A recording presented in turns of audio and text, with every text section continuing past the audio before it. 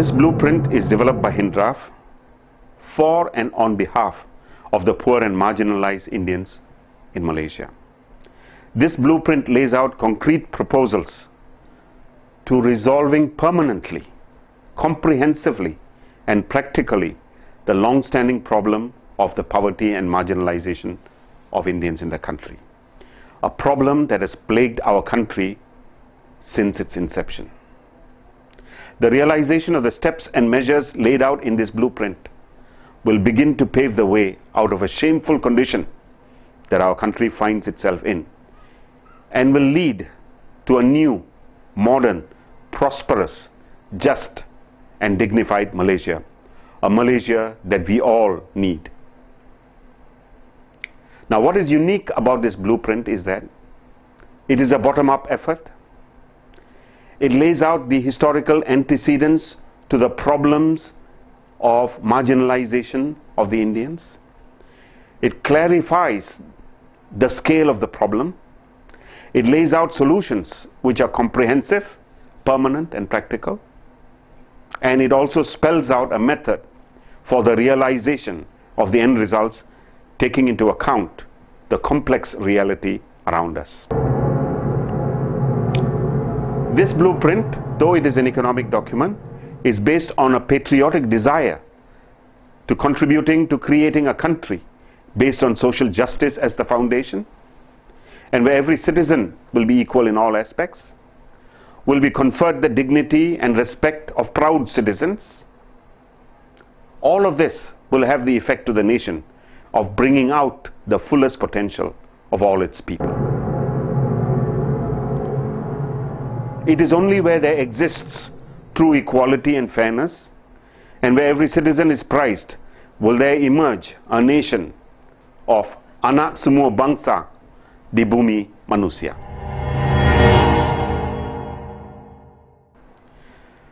This brings out a very important question for us all to answer. Just what kind of a nation are we? Are we a nation where one ethnic group hegemonistically dominates the other ethnic groups based on the history and the geography? Or are we a nation based on the ground reality of a multi-ethnic and multicultural peoples? The way forward is always premised on the strength and potential of its peoples. The way forward for a nation. Experience shows this time and again. This is the concept of the nation we need. A nation based on the ground reality of the peoples of the country and its potentialities. To achieve this, we must be able to recognize the turns we have to make to move away from the past failures, so that we can learn and so that we can move on. The best for Malaysia is yet to be. One of the major failures of the past has been the policies of the ruling political and economic elite that has contributed to the marginalization of a significant section of our people, the Indian poor. Marginalization results in the community being pushed out of the mainstream of development and into the margins and edges and relegated to a second-class status. The result is they are denied significant life opportunities, cast aside socially, and left to cope with their extremely meager means. What made this situation more critical was that when the plantation Indian lost his job, he did not only lose his job, he lost everything.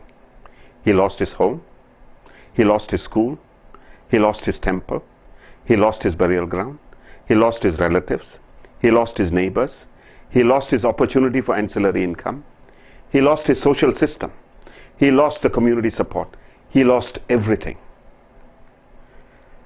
The result today is the problem we have. When you lose everything, you start from zero. The rest of the country had moved on, but the plantation Indian was reset to zero. The scale of what has happened is enormous, but it is hardly recognized. This has resulted in the problem becoming invisible, buried, and forgotten over time. We, on our part in HINDRAF, are connecting the dots now, once more, and showing the severity and enormity of this problem, so that all of you who visit this document, this blueprint, will know that what we suggest in these pages are commensurate with the scale of the problem. It is so very easy to forget what has happened over the time that it has happened. And when we look for correction in a compressed span of time, it may have that effect.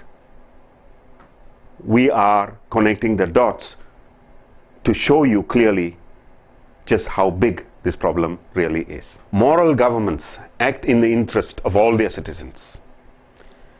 This is the social contract. Our Malaysian social contract is enshrined in the Federal Constitution.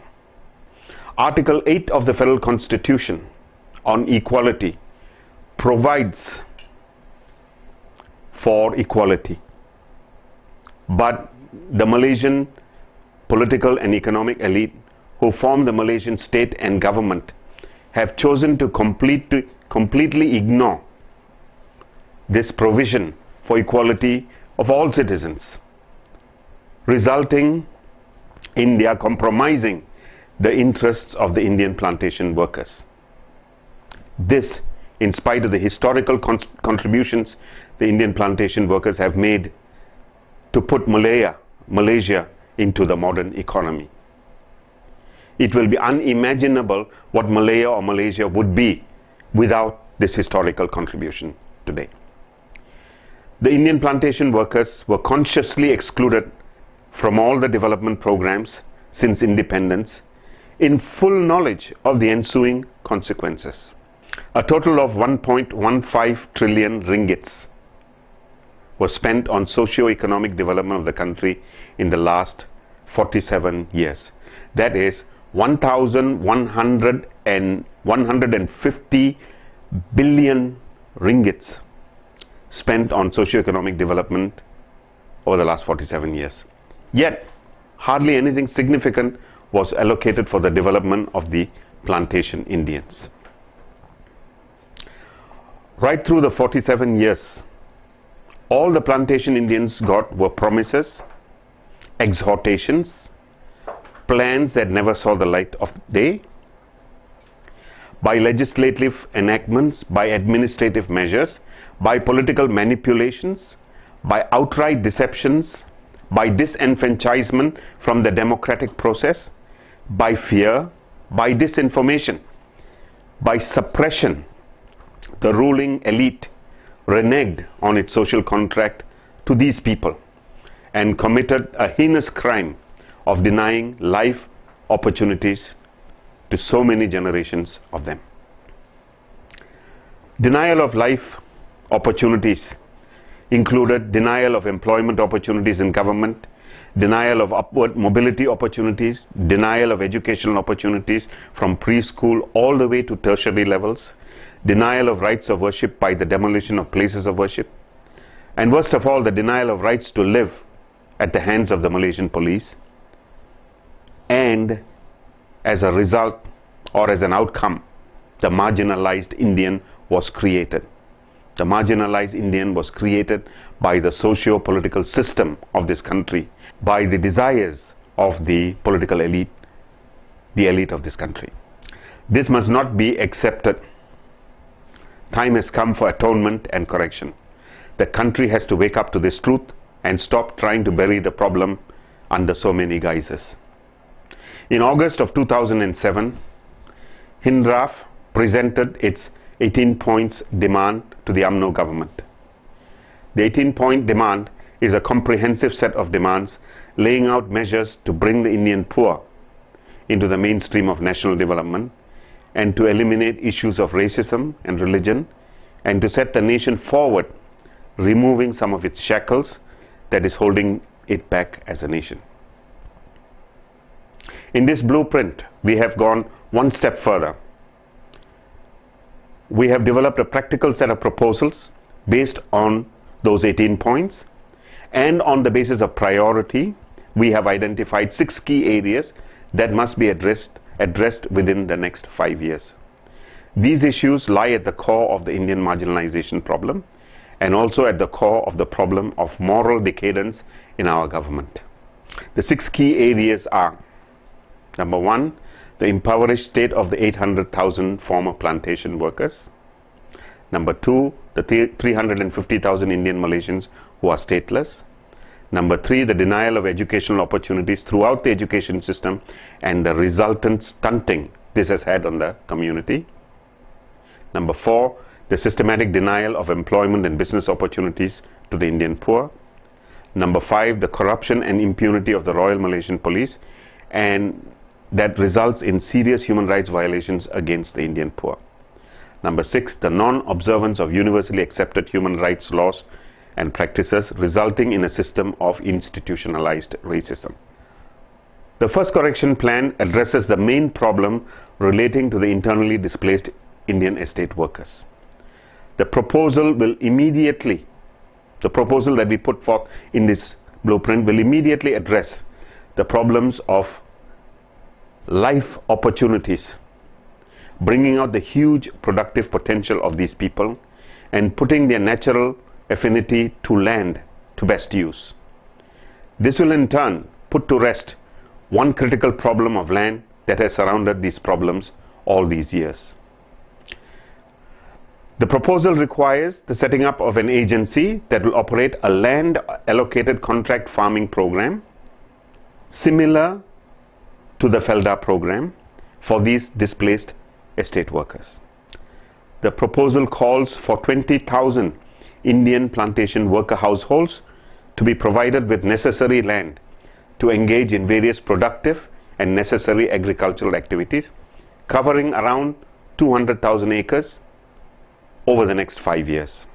There is abundant experience with this kind of economic venture for us to be confident that this will be a successful program. The second correction plan in relation to the displaced estate workers addresses the issue of housing. The proposal is to build on a subsidized basis quality and affordable homes for 100,000 displaced estate worker households. This is an entirely new phenomenon where we are proposing the forming of semi-urban and rural Indian Malaysian communities in such colonies with all socio-cultural facilities provided for, such as places of worship, burial grounds, community centers, playgrounds and other relevant amenities. This plan will address the issue of the breakdown of social cohesion within the Indian community, something which is very real and discernible in the trends of Indian youth behavior. This is not recognized as a significant phenomenon for it to be adequately addressed just yet. In the past, what housing programs there were for these people tended to eventually result in urban slums, further aggravating the problem. The housing program proposed here goes beyond providing the shelter of the house to these poor people. It helps to rebuild a social system that is on the verge of disruption due to the massive displacement that has occurred over these last 40 years. If you look around the country, you will see that Indian youth are largely employed as contract casual workers, security guards, lorry drivers, cleaners, factory workers, or are employed in jobs that require no skills, or are in jobs that are extremely hazardous that others do not want. This is the sorry state of the employment opportunities available to our Indian youth. When the plantation workers were pushed out, they obtained no support to re-equip themselves with new skills to cope in a new urban environment. Worse still, many of them were drawn into crime. Many of them are drawn into crime now, contributing to the growth of the underclass amongst the Indian youth. Our proposal here is to rebuild the Indian youth. And we need to do this by providing them with the skills that are needed in our economy, and to provide the retraining in ways that make it extremely easy for them to pick up the new skills. The whole retraining program has to be structured to appropriately address this peculiar circumstance of the Indian youth. Any pre-existing programs just will not fit. New programs will have to be designed to rebuild the Indian youth. There are 78 community colleges in the country, 176 Gyat Mara centers, and what we need is a program designed for the Indian youth and an allotment of 10,000 places set aside every year in these institutions for the Indian youth.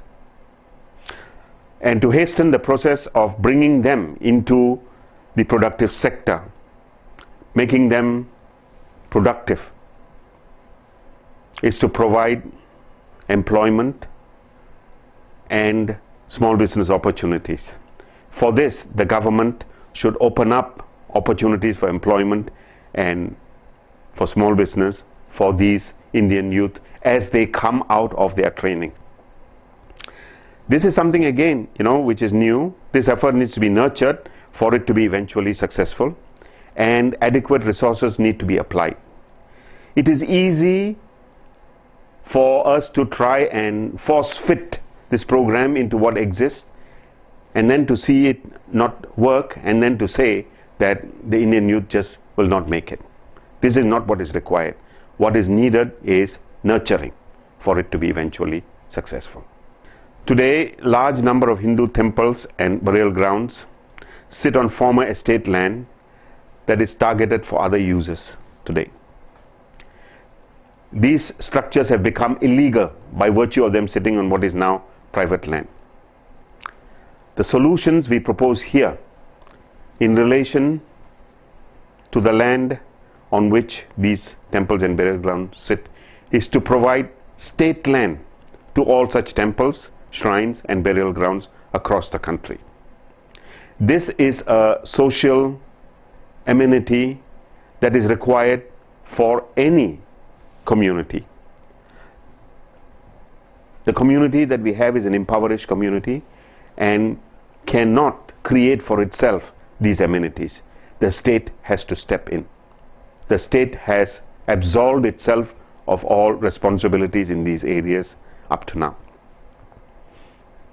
In addition, all temple structures above 100 years old should be identified as heritage structures, and the state should provide appropriate protection for these, should identify them as heritage structures and should provide appropriate protection. The second major issue is that of the 350,000 Indian Malaysians who are stateless in the country. What we have here is not a technical problem, as the officials and politicians will have us believe. What we have is a political problem. All the affected people are born here, have lived here, and will probably die here, and whose parents and grandparents were likely born here and lived here all their lives. Our proposal for correction is very simple. Just simplify the procedure for the issuance of statehood to these people. The simplified procedure should call for no more than 2 Malaysians to make statutory declarations on the birth and parentage of these affected stateless peoples. This should adequately settle the problem once and for all. As we said, the problem is not a technical problem. The problem is a political problem. We hear of how easily some others acquire citizenship in the country. So we can see that it can be a very simple thing to happen if the will is there. So what we have is a political problem that requires the appropriate political will. The third major issue facing the Indian community is the denial of educational opportunities. The denial of educational opportunities extend all the way from preschool right up to the tertiary levels. The foundational education system is in tatters and in near collapse. The primary school infrastructure is falling apart. The resources and funding are severely limited. The performance of these schools lag far behind national average and are stagnant. Half the future of the Indian community is in jeopardy, with over half the primary Indian school children attending these Tamil primary schools.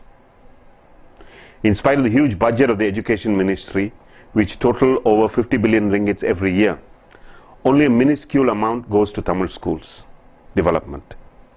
Every year, about 30% of the Indian youth drop out of the education system before they reach SPM. Of the remaining 70% who make it through to SPM, only 50% pass the SPM exam. This is an extremely serious problem. A major factor in this serious failure is the condition of the foundational education. We in HINDRAF believe, and anyone who cares for the future of the nation must agree, that this foundational aspect of education must be consolidated, and must be consolidated immediately. This is the first of our proposals on this issue. All Tamil schools should be part of the single national education system, and all of them should be physically up to the national planning standards for schools. The school locations should also follow the national standards stipulation for location around catchment areas. The number of graduate and trained teachers assigned to Tamil schools must be on par with all the other schools. A program needs to be established to improve the performance of students of Tamil schools with urgency. Another key area of correction in the field of education is the way high-performing students are targeted for development. All eligible Indian students who perform well in the UPSR exams must be provided admission into either the MRSM colleges or into equivalent residential schools. Such opportunity has been blocked in the past and must now be opened up. At least 10% of the admissions into the residential schools must be set aside for Indian children, or new residential schools should be built in each of the states with a sizable Indian community. There are a total of 20 public universities, 30 polytechnics and 70 community colleges. Enrollment of eligible Indian youths into these tertiary institutions is systematically denied. Only between 2 to 3% of the total student population in these institutions are Indian students. And it isn't even clear that they have been placed in the right courses in these institutions. But there needs to be at least 3 times these numbers in these institutions. The rest, who have not been able to make it into these institutions, have effectively been denied opportunities for tertiary education at affordable costs. The large number of Indian youth thus denied this inexpensive education in public institutions has meant that these students have had to deplete their parents' life savings to continue with their tertiary education in private institutions. Our proposal here is to open up all pre-university courses, community college admissions, polytechnics and university admissions to be based on merit or on an equitable quota regime. Similarly, JPA scholarships need to be given out on the basis of merit or on an equitable quota regime. A special displaced estate worker scholarship fund needs to be set up, and annually 200 displaced estate worker youth need to be given scholarships to study overseas. PTPTN loans should be opened up for all tertiary education, both local and overseas. Only when the entire path from preschool to university is opened up can education become that path for upward mobility that we all seek. Since denial of upward mobility opportunities has been a major cause for the poverty and marginalization of the Indian poor, the impact of this opening up is extremely significant for the Indian youth. There can be no let up in the pursuit of this opening up. The fourth major issue that requires correction is the availability of employment and business opportunities for the Indian poor. Our proposal is that all future employment intake into government positions and positions in government-linked companies at all levels should be made up of at least 10% Indians. In terms of business opportunities, the government should issue licenses and permits for various businesses on the basis of equitable and equal opportunities. This is something which has not happened up to now because of the government's policy of preferential treatment.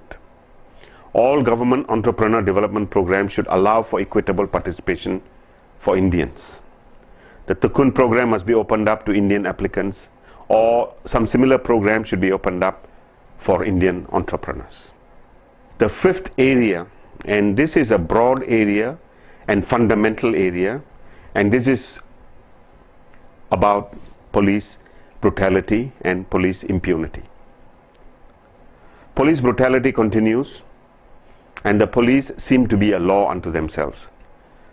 The police need to be kept in check, and we believe the Independent Police Complaints and Misconduct Commission should be established, and all police extrajudicial killings must stop immediately. There cannot be any continuing reasons for extrajudicial killings at the hands of the police.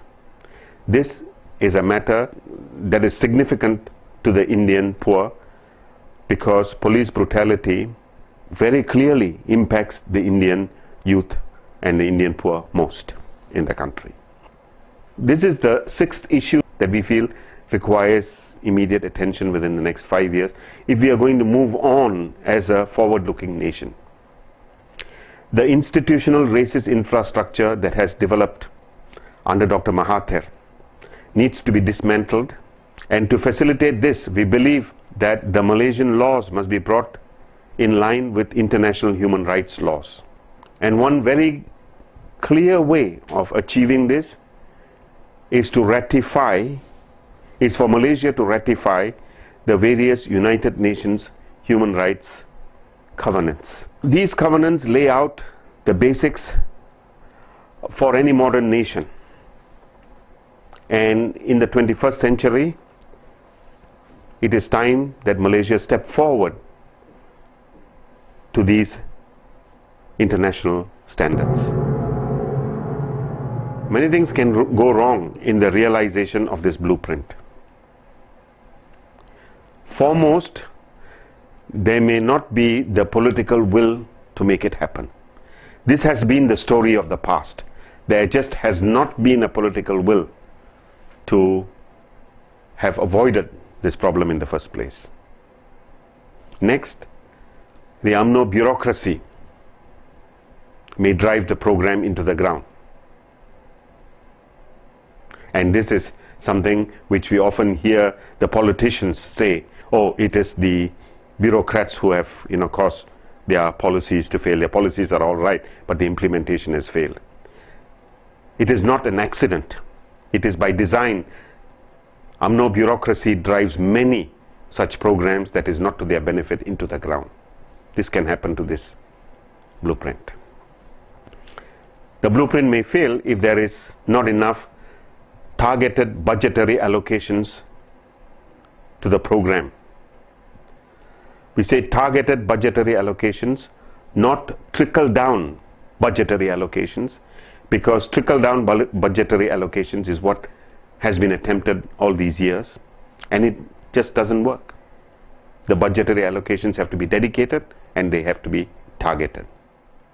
Given all this, we believe that in order to realize the outcomes we seek in the blueprint, there must now be a completely new approach, an approach that has not been tried up to now.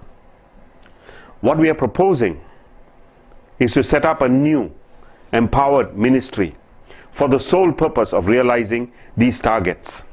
This ministry, which we propose to be called the Ministry of Minority Affairs, should be set up, and the leadership of this ministry, again we propose, should come from HINDRAF. If you look across the country and think about the role of the minority affairs community and the problem that it is supposed to address, who is in better position to lead this ministry than HINDRAF?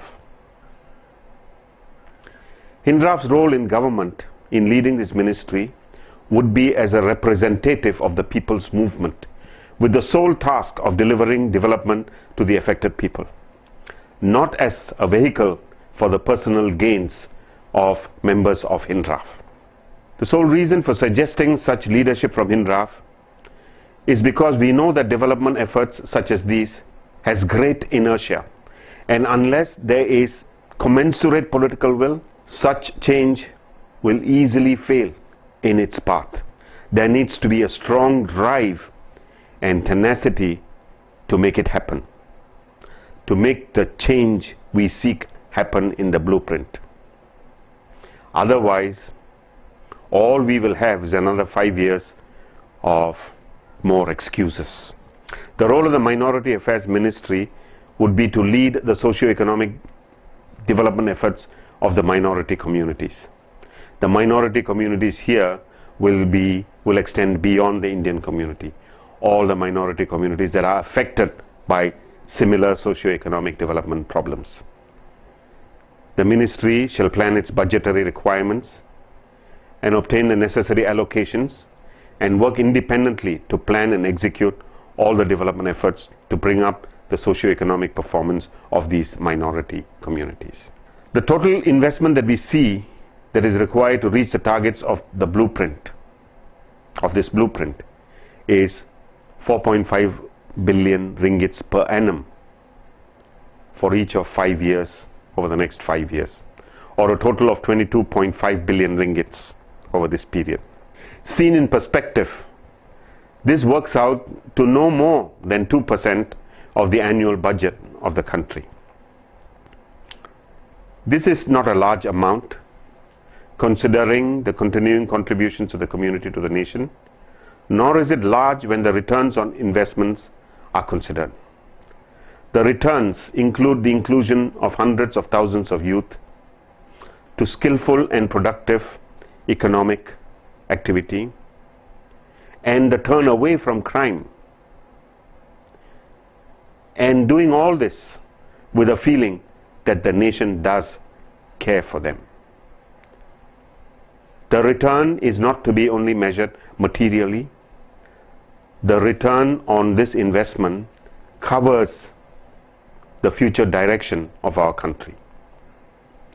Any plan needs to be associated with delivery time frames, and in this regard we have broken down the expected delivery performance into 100-day segments, 12-month segment and 5-year segment. The 100-day segment focuses largely on the establishment of the ministry and the establishment of the various policies, plans and budgets for the operationalization of the various parts of the blueprint. The 12-month targets focus on the initiation of the various projects in the blueprint. The 5-year targets the completion of the blueprint objectives and the ultimate correction in the 6 areas identified. We have spent many hours in developing this blueprint, and the sole reason we have done this is to put down all our thoughts based on our daily experiences with the Indian poor and marginalized on the ground, and based on the study and analysis of the experiences of successes and failures of any and all development effort up to now. In any case, most of the development effort has not produced much in terms of results. Now, it is our expectation that whichever the government that rules Malaysia over the next 5 years will take us up, will take this blueprint up and will operationalize the plans that we have enumerated in this document. The targets we have set forth in this document are all necessary targets, and when these targets are met, what we will then have is a completely new Malaysia, and this is something that we will be able to see when the targets are met. From where we are today, it may appear as a pie in the sky, but indeed they are necessary targets, and it sets the beginning of the best for the country. What is needed is this one opportunity for us to show that with these plans, HINDRAF will indeed be able to make an enormous contribution to changing a situation that has developed effectively over the last 200 years. 150 years under the British as little more than slaves, and the last 50 odd years under UMNO as little more than laborers. The issue is not so complicated that it cannot be reversed. All it takes now is political will to make this happen.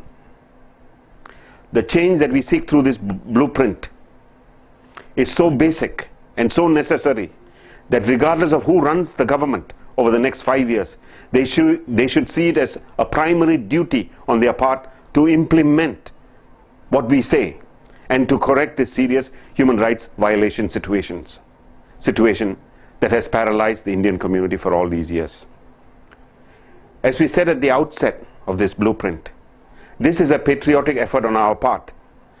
We want to see a country that is based on social justice, where there is equality and there's dignity for all citizens, and where circumstances are right, where every citizen will feel prized, appreciated, that this government does care. What better way to create national consciousness than through an effort like this?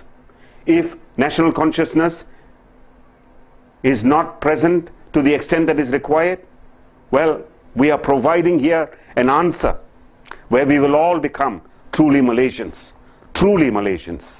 with the national consciousness of Malaysians, regardless of whether we are Malays, Chinese or Indians. Thank you.